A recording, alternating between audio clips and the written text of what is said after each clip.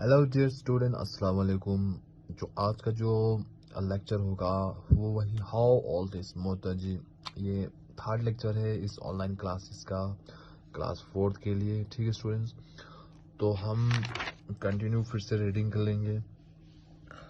कल हमने पढ़ा था यहाँ तक, ठीक है स्टूडेंट्स, तो आज हम यहाँ से पढ़ लेंगे। But she could be wrong you know for it पुता। हाँ, आप भी बिल्कुल क्या बोल रहे हो, गलत ही बोल रहे हो बिल्कुल।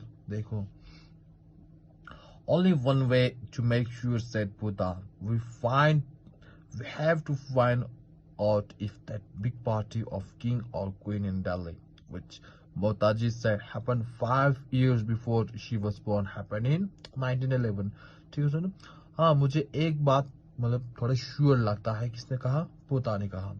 आप सभी को मालूम होगा कि एक दिल्ली में एक महाराजा और महारानी आए थे, which Motaji said happened 5 years before she was born, happened in 1911. हाँ, मोताजी का उस साल क्या मतलब 5 years पहले की बात है, जो अब 1911 की बात है। They run back to Aji.